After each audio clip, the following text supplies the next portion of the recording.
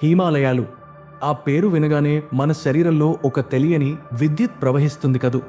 అవి కేవలం రాళ్ళు, రప్పలు, మంచుతో కప్పబడిన కొండలు మాత్రమే కాదు. అవి ఈ భూమికి, ఆకాశంలో ఉన్న దైవానికి మధ్య ఉన్న ఒక అదృశ్య వంతెన. అక్కడి గాలిలో ఒక తెలియని శక్తి ఉంటుంది. ఆ నిశ్శబ్దంలో కూడా మీరు సరిగ్గా వింటే ఒక ఓంకార నాదం వినిపిస్తూనే ఉంటుంది. యుగయుగాలుగా ఎంతోమంది ఋషులు, మునులు తమ తపస్సుతో ఆ ప్రాంతాన్ని ఎంత శక్తివంతంగా మార్చారంటే, అక్కడ అడుగు పెడితే చాలు మన కర్మలు కాలి బూడిదైపోతాయని ఒక నమ్మకం. అలాంటి పవిత్రమైన మట్టిలో ప్రతి సంవత్సరం లక్షలాది మంది భక్తులు తమ పాపాలను కడిగేసుకోవడానికి, ఆ మోక్ష మార్గంలో నడవడానికి చేసే ఒక మహా సాహసయాత్రే చార్ ధామ్ యాత్ర. కాలాన్ని కాసేపు వెనక్కి తిప్పుదాం, లేదా ముందుకు వెళ్దాం.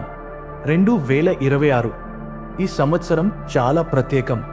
ఎందుకంటే ఆ దైవ సన్నిధికి వెళ్లాలంటే మనం ఎంత జాగ్రత్తగా ఉండాలో అనువనున ఆ పరమేశ్వరుడిని తలచుకుంటూ, ప్రభుత్వ నిబంధనలు పాటిస్తూ ఎలా వెళ్లాలో ఇప్పుడు చాలా వివరంగా, నిదానంగా తెలుసుకుందాం. మీ ప్రయాణం సురక్షితంగా ఉండాలంటే ఈ విషయాలు ఒక్కటి కూడా వలదలకుండా వినండి.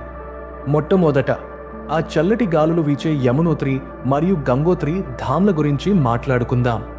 గంగా, యమున నదులు పుట్టిన ఆ పవిత్ర స్థలంలో అడుగు పెట్టడానికి ముహూర్తం ఖరారైంది. 2026 ఏప్రిల్ 19వ తేదీన, సరిగ్గా అక్షయ తృతీయ రోజున ఈ రెండు ఆలయాల తలుపులు భక్తుల కోసం బార్లా తెరుచుకోబోతున్నాయి.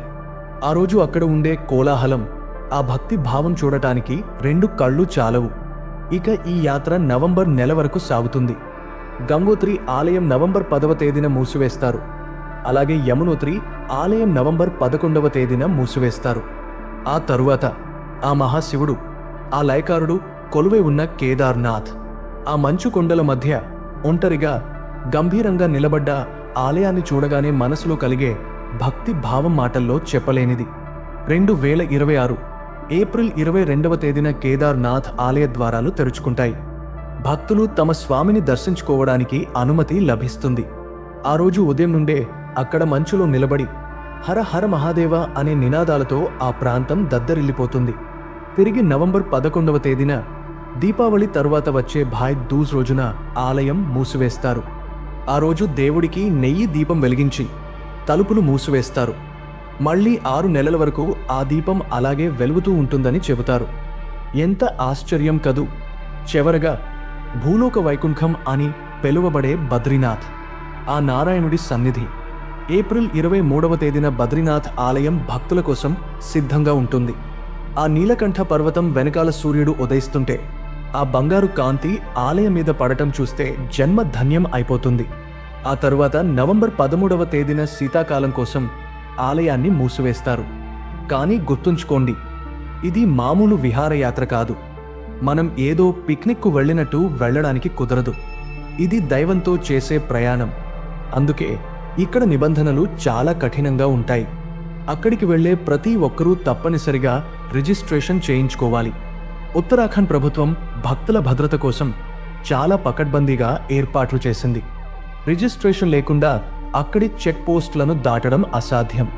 అసలు ఈ రిజిస్ట్రేషన్ ఎలా చేసుకోవాలి, ఏమేమి పద్ధతులు ఉన్నాయి? కంగారు పడకండి. ఇప్పుడు నేను చెప్పేది జాగ్రత్తగా వినండి. మొత్తం 4 మార్గాల్లో మీరు మీ పేరు నమోదు చేసుకోవచ్చు. మొదటి పద్ధతి ఆన్లైన్ వెబ్సైట్ ద్వారా. మీ దగ్గర ఉన్న స్మార్ట్ ఫోన్లో కానీ కంప్యూటర్లో కానీ రిజిస్ట్రేషన్ అండ్ టూరిస్ట్ KGOVN అనే వెబ్సైట్ని తెరవాలి. అక్కడ రిజిస్టర్ లేదా లాగిన్ అనే బటన్ కనిపిస్తుంది.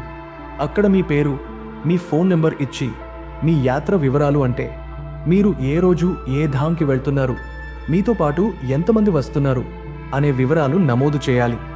ఇది చాలా సులభం. రెండవ పద్ధతి వాట్సాప్ ద్వారా. ఇది ఇంకా సులభం.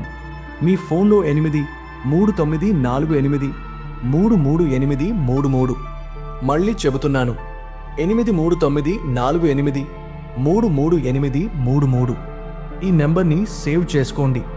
ఆ తర్వాత వాట్సాప్లోకి వెళ్ళి ఆ నెంబర్కి యాత్ర అంటే YATRA అని ఇంగ్లీష్లో టైప్ చేసి మెసేజ్ పంపండి. వెంటనే మీకు అటువైపు నుండి కొన్ని ప్రశ్నలు వస్తాయి. వాటికి సమాధానం ఇస్తూ వెళ్తే మీ రిజిస్ట్రేషన్ పూర్తవుతుంది.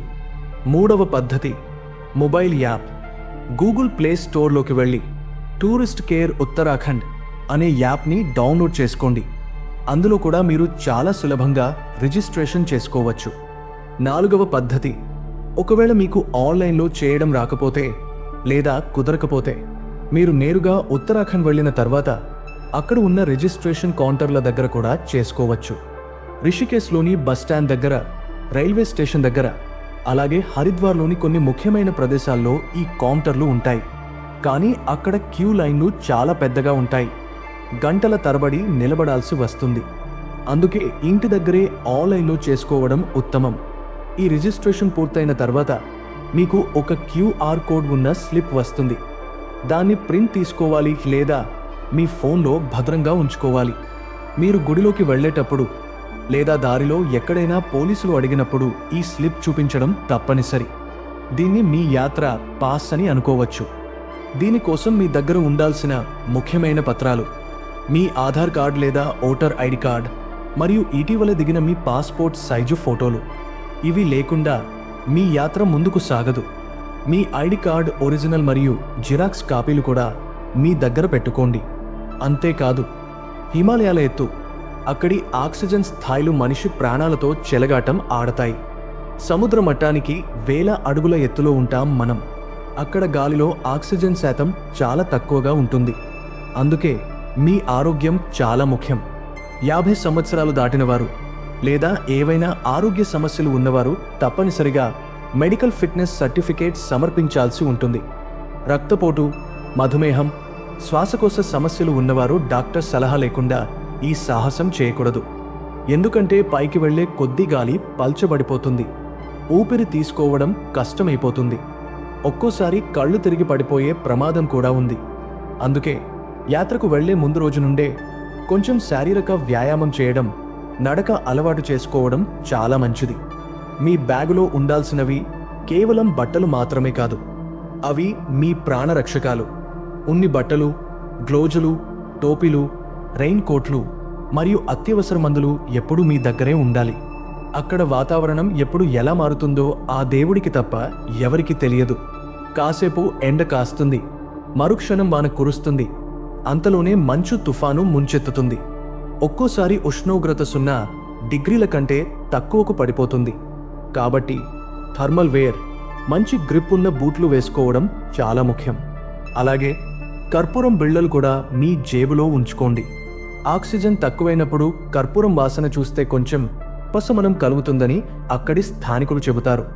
2026లో చార్ధామ్ యాత్రకు వెళ్లాలనుకునేవారు శారీరకంగానే కాదు, మానసికంగా కూడా సిద్ధంగా ఉండాలి. ఆ దారిలో నడుస్తున్నప్పుడు కలిగే అలసటను ఆ దైవనామ స్మరణతో జయించాలి. ఒక్కో అడుగు వేస్తున్నప్పుడు ఓం నమః శివాయ అని మనసులో అనుకుంటే ఆ అలసట మాయమైపోతుంది. దారి పొడవునా గంగా నది హోరు, పక్షుల కెలకిలారావాలు, సాధువుల మంత్రోచ్చారణలు, ఇవన్నీ మిమ్మల్ని వేరే ప్రపంచంలోకి తీసుకెళ్తాయి. కానీ జాగ్రత్త, ఆ మలుపులు తిరిగే రోడ్లు, ఆ లోతైన లోయలు చూస్తే గుండె జారిపోతుంది. డ్రైవింగ్ చేసేటప్పుడు ఏమాత్రం అజాగ్రత్తగా ఉన్నా ప్రమాదం పొంచి ఉంటుంది.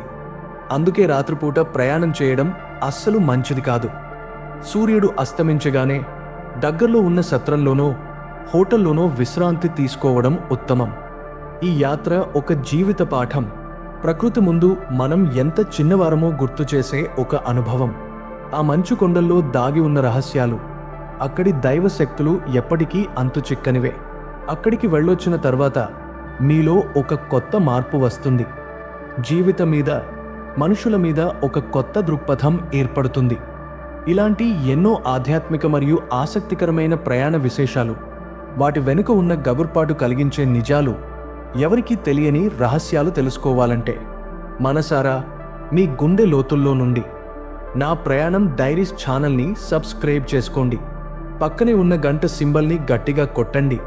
అప్పుడే నేను చెప్పే ప్రతి రహస్యం మీ వరకు చేరుతుంది. ఆ పరమేశ్వరుడి ఆశీస్సులు మనందరిపై ఎప్పుడూ ఉండాలని, మీ యాత్ర దిగ్విజయంగా పూర్తి కావాలని కోరుకుంటూ సెలవు.